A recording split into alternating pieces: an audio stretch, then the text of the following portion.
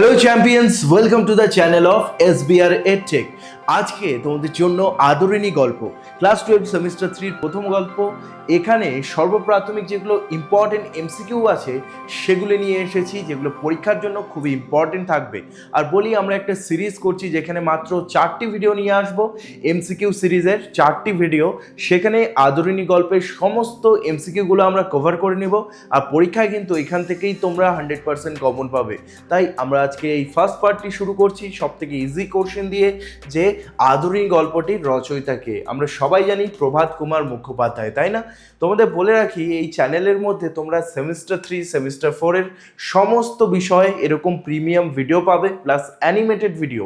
আদরিনী গল্পের animated video আমি দিয়েছি সব থেকে হাই কোয়ালিটির, সেটা তুমি দেখতে পাবে আমার চ্যানেলের মধ্যে, অথবা ডেসক্রিপশনে লিঙ্ক দেওয়া রইল, সেখান থেকে আদরিনীর অ্যানিমেটেড ভিডিও দেখে নিও। আদরিনী গল্পটি প্রথম কোন পত্রিকায় প্রকাশিত হয়? আমি বলি যে সর্বপ্রথম সেটা হয়েছিল প্রবাসী পত্রিকায়।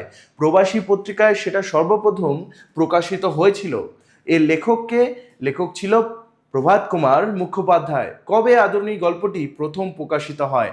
1320 বঙ্গাব্দে, মনে রাখতে হবে, মানে বঙ্গ সালের কথা বলা হয়েছে, বাংলা সাল 1320 খ্রিস্টাব্দে, মানে 1320 বঙ্গাব্দে এটা প্রকাশিত হয়েছিল। কোন পত্রিকায়? প্রবাসী পত্রিকায়, মনে রাখতে হবে। আর প্রভাত কুমারের আদরিনী গল্পে কটি পরিচ্ছেদ রয়েছে? তোমরা যখন টেক্সট বইটা খুলে দেখবে সেখানে শেষ পরিচ্ছেদের নাম হলো সপ্তম পরিচ্ছেদ বা 7 নম্বর পরিচ্ছেদ, ঠিক আছে? সেটা হয়ে গেল খ নাম্বার অপশনটি। মানে আদরিনী গল্পে টোটাল 7টা পার্ট রয়েছে। ওকে, যেহেতু গল্পটা একটু বড় রয়েছে, তাই 7টা পরিচ্ছেদ রয়েছে। ওকে, 7টা সিন রয়েছে বলতে গেলে। এবার তোমাদের বলে রাখি, ধর্ম কবিতা, তারপর রয়েছে দিগ্বিজয়, তারপর তার সঙ্গে এই যে 3টা কবিতার একদম হাই কোয়ালিটি অ্যানিমেশন দিয়েছি আমি এই চ্যানেলের মধ্যে, সেটা প্লেলিস্টের লিঙ্ক আমি দিয়ে দিব নিচে ডেসক্রিপশনে, অবশ্যই দেখে নিও। তোমাদের জন্য কিন্তু এই চ্যানেলটি খুবই লাভবান হতে চলেছে, কারণ তুমি এখানে ইংলিশ এবং বেঙ্গলি দুটোরই অ্যানিমেটেড ক্লাস পাবে, সঙ্গে এরকম এমসিকিউ প্রিমিয়াম ক্লাসেস পাবে। ওকে, আদরিনী আসলে কে? আমরা সবাই জানি আদরিনী নাম রাখা হয়েছিল একটি হাতির, তাই না? তাহলে এখানে হাতি কই? এই যে গ নাম্বারটা, এখানে হয়ে গেল গ নাম্বারটি অ্যান্সার। আদরিনী গল্পটি শুরু হয় কোন বার দিয়ে? আচ্ছা, আদরিনী গল্পে প্রথমেই বলা হচ্ছিল যে পরদিন হচ্ছে রবিবার এবং সোমবারে হচ্ছে বিয়ে, তাই যেহেতু পরদিন রবিবার, তাহলে শুরু হচ্ছে শনিবার দিয়ে, রাইট? ওকে, নেক্সট, কারা পান চিবোতে চিবোতে এলেন? কারা পান চিবোতে চিবোতে কার কাছে এলেন? সেই ডাক্তারবাবু নগেন এবং জুনিয়র উকিল কৃষ্ণবিহারী, তাই না? এই যে নগেন ডাক্তার এবং জুনিয়র উকিল কৃষ্ণবিহারী বাবু। তারপর দেখো, কৃষ্ণবিহারী ডাক্তার না, ডাক্তারের নাম ছিল কি? নগেন ডাক্তার। পীরগঞ্জের বাবুরা? একদমই না। এই নরেশচন্দ্র? নো, এটা হবে না। এই নাম্বারটা মানে ক নাম্বারটা অ্যান্সার হয়ে যাবে। নগেন ডাক্তার এবং জুনিয়র উকিল তারা পান চিবোতে চিবোতে জয়রাম মোক্তারের কাছে এলেন। মোক্তার মানে যিনি উকিলগিরি করেন বা কোর্টে মামলা লড়েন, তাদেরকে মোক্তার বলা হয়। মানে উকিল নয়, উকিলের সঙ্গে থাকেন। পৃথিবীর সবথেকে সেরা ব্যক্তি তথা স্টুডেন্টরা সেরা হয়ে উঠেছে কারণ তারা সঠিক সিদ্ধান্ত নিয়েছে। এবার সিদ্ধান্ত নেওয়ার পালা তোমার। এবার উচ্চ মাধ্যমিকের প্রিপারেশন হবে সবথেকে সেরা, কারণ SBR EdTech অ্যাপ তোমাদের জন্য নিয়ে এসেছে অ্যানিমেটেড ক্লাসেস, যেখানে কঠিন চ্যাপ্টারগুলো তোমরা অ্যানিমেশনের মাধ্যমে বুঝে নিতে পারবে। সঙ্গে থাকছে লাইভ ক্লাসেস, যেখানে SBR স্যারের সঙ্গে তুমি তোমার ডাউটগুলো সলভ করতে পারবে। লাইভ ক্লাস মিস হলেও কোনো আপত্তি নেই, থাকছে রেকর্ডেড ক্লাসেস, যে কোনো সময় যে কোনো জায়গায় তুমি তোমার ক্লাস করতে পারবে। সাবজেক্ট থাকছে ইংলিশ, বেঙ্গলি, হিস্ট্রি এবং জিওগ্রাফি। প্রতিটি চ্যাপ্টারে থাকছে ডিজিটাল মক টেস্ট, যে কোনো প্রশ্নের উত্তর সহজ করার জন্য থাকছে অ্যানিমেটেড নোট। এছাড়াও ইম্পর্টেন্ট নোটগুলো তুমি ডাউনলোড করতে পারবে এবং প্রিন্ট আউটও করতে পারবে। গ্রামারের জন্য স্পেশাল গ্রামার ক্লাসেস থাকছে। যারা একেবারেই গ্রামার জানো না, তাদের জন্য 0 to মাস্টার ক্লাস থাকছে। আর এতেই শেষ নয়, সাজেশন ব্যাচ তোমাদের জন্য পুরোপুরি ফ্রি থাকছে। যদি তুমি তোমার বেস্ট ভার্সন হয়ে উঠতে চাও, তবে অবশ্যই SBR EdTech অ্যাপটি আমাদের ডেসক্রিপশন থেকে অথবা প্লে স্টোর থেকে ডাউনলোড করে নাও। এরকম premium animated materials, mock test, তথা অ্যানিমেটেড ভিডিওসগুলো তোমার স্কুল তথা তোমার ফ্রেন্ডসের কাছে কারো কাছেই থাকবে না। এটাই তোমার প্লাস পয়েন্ট। তবে অবশ্যই জয়েন করে নাও আলফা ব্যাচটি, যেটি ক্লাস 12 সেমিস্টার 3তে তোমাকে তোমার স্কুল তথা পশ্চিমবঙ্গের সেরা স্টুডেন্টদের মধ্যে একজন করে তুলবে এবং তুমি হয়ে উঠবে তোমার বন্ধু এবং টিচার্সদের মধ্যে সবথেকে ফেভারিট স্টুডেন্ট। ওকে, নগেন ডাক্তার, কৃষ্ণ বিহারী বাবু কি খেতে খেতে এসেছিলেন? এখনই আমরা দেখলাম তারা কি তামাক, না তারা পান খেতে খেতে এসেছিলেন, তাই না? পান হয়ে যাবে এখানে কারেক্ট অ্যান্সার। নিশ্চয়ই তোমরা এই যে সোজা সোজা এমসিকিউগুলো এনজয় করছো।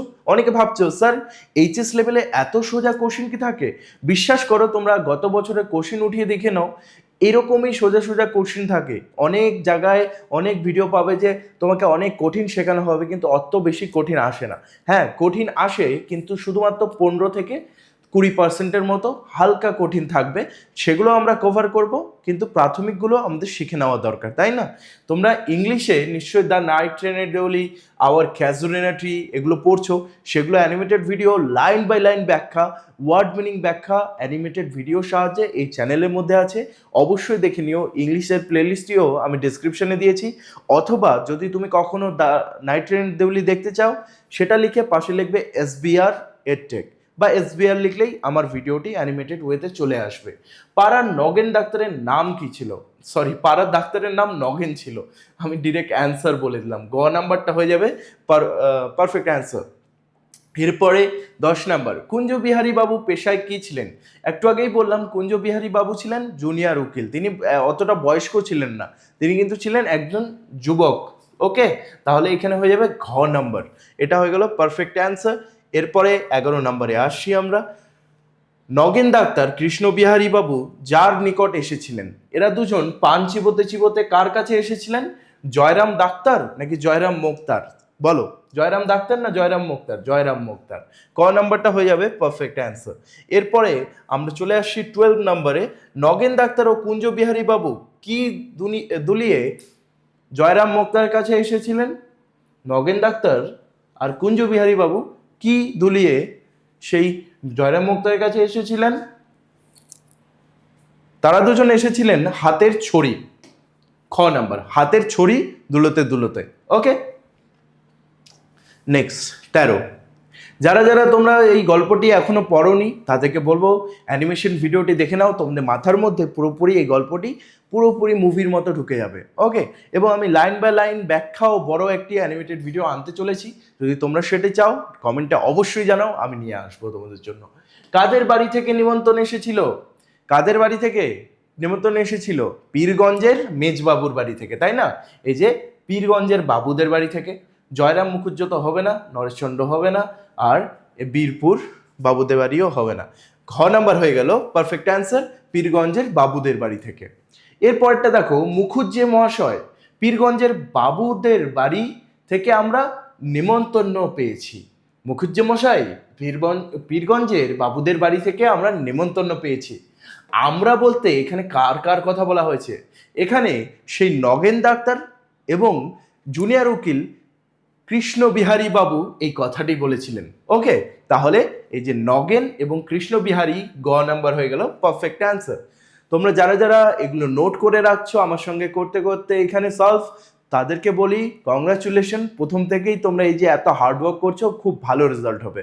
আর যারা যারা এক্সাম টাইমে দেখছো তাদের বলে রাখি 4টা ভিডিও দেখে যাও, তোমাদের দেখবে সব কমন পেয়ে গেছো। ওকে, প্রথম পার্টটা এটা, এবং বাকি 3টের কিন্তু লিঙ্ক তুমি ডেসক্রিপশনে পাবে। কার বিয়ের নিমন্ত্রণের প্রসঙ্গে এই কথাটি উঠলো? ওকে, কার বিয়ে চলছিল, কার বিয়ের নিমন্ত্রণ এসেছিল? মেজবাবুর মেয়ের বিয়ে, পীরগঞ্জের মেজবাবুর মেয়ের বিয়ে। ওকে, 16 নম্বরে চলে আসি। নেক্সট কোশ্চেন, কার মেয়ের বিয়ে? ওই আবার ঘুরে ফিরে একই কোশ্চেন, 16 নম্বর। হ্যাঁ, খ, মেজবাবুর মেয়ের বিয়ে। মেজবাবুর বাড়ি কোথায় ছিল? আমরা একটু আগেই বারবার করে এটাকে পড়লাম। কলকাতাও নয়, বেনারসও নয়, বাঁকুড়াও নয়, এটা পীরগঞ্জ হয়ে যাবে পারফেক্ট অ্যান্সার। এবার তোমরা ভাবতে পারো স্যার একটা কোশ্চেনকে এতবার ঘুরিয়ে ফিরিয়ে করাচ্ছেন কেন? যাতে তোমাদের একবারে সেটা মুখস্থ অথবা মাথায় ঢুকে যায়, বুঝো? একবার করব, কিন্তু সলিডভাবে যখন আমরা এটাকে প্র্যাকটিস করব, দেখবে তুমি 95% স্টুডেন্টের চেয়ে এগিয়ে গেছো। তুমি এই ভিডিওটা দেখছো মানেই হচ্ছে তুমি অলরেডি অনেক এগিয়ে আছো। তোমার বন্ধু বান্ধব, তোমার যারা ক্লাসমেটস রয়েছে, তারা কিন্তু অলরেডি পিছিয়ে পড়লো যখন তুমি এই ভিডিওগুলোকে করছো। পীরগঞ্জের মেজবাবুর মেয়ের বিয়ে কবে হওয়ার কথা ছিল? সোমবারে হওয়ার কথা ছিল, ওকে? সোমবারে হওয়ার কথা ছিল, ওকে? এরপরে 19 নাম্বার, শোনা যায় মেজবাবুর মেয়ের বিয়েতে নাকি কি হবে? সেই মেজবাবুর মেয়ের বিয়ে নাকি ভারী ধুমধাম করে হবে, এই কথাটি বলা হয়েছিল। তাহলে ক নাম্বার হয়ে যাবে পারফেক্ট অ্যান্সার। যারা যারা হিস্ট্রি এবং জিওগ্রাফিও করছো, তাদের বলে রাখি এই চ্যানেলের মধ্যে তোমাদের হিস্ট্রি এবং জিওগ্রাফিরও ক্লাস আসতে চলেছে অ্যানিমেটেড ওয়েতে, এবং অ্যানিমেটেড প্রেজেন্টেশনের মাধ্যমে সেগুলি বোঝানো হবে। অবশ্যই সাবস্ক্রাইব করে নিও। আর বেঙ্গলি আর ইংলিশে কোনো টেনশনই নেবে না, আমি তোমাদের সঙ্গে আছি। থার্ড সেমিস্টার, ফোর্থ সেমিস্টারে 90%-এর উপর নাম্বার উঠিয়েই ছাড়বো, ওকে? আর যারা যারা আরও বেশি করতে চাও নাম্বার, তাদের জন্য বলি আলফা ব্যাচটি জয়েন করে নিও। সেখানে কিন্তু আমি পার্সোনালি তোমাদের সঙ্গে লাইভ ক্লাসে এগুলো সলভ করব, প্লাস তোমাদেরকে প্রিমিয়াম নোটস দেব। সেখানে মক টেস্টের সুবিধা রয়েছে এবং কমিক বুকস, এই গল্পগুলি কমিক বুক রূপে সেখানে তুমি পড়তে পারবে, ওকে? মেজবাবুর মেয়ের বিয়েতে কোথা থেকে বাই এসেছে? বাই বলতে কাজের লোকের কথা বলা হয়েছে, ওকে? তাহলে কোথা থেকে এসেছে? সেটা হচ্ছে বেনারস থেকে এসেছে, ওকে? বেনারস থেকে এসেছে। তবে আজকের দিনে আমরা এটা দিয়েই শেষ করলাম, এবং তোমাদেরকে বলে রাখি এটার জন্য তোমাদের একটা ফ্রি মক টেস্ট দিয়েছি আমি, হ্যাঁ পুরোপুরি ফ্রি। এই যে তোমরা এতটা সলভ করলে, এটার পুরোপুরি ফ্রি একটা মক টেস্ট আমি ডেসক্রিপশনে লিঙ্ক দিয়েছি, তুমি করে নাও, সেখানে গিয়ে দেখে নাও কতটা তোমার আয়ত্তে আসলো, কতটা ভালো তুমি ক্লাসটি করতে পারলে। আবার এরকম একটা প্রিমিয়াম ক্লাস নিয়ে আমি শীঘ্রই আসছি, তোমরা জুড়ে থাকো আমাদের SBR EdTech এর সাথে। See you soon guys.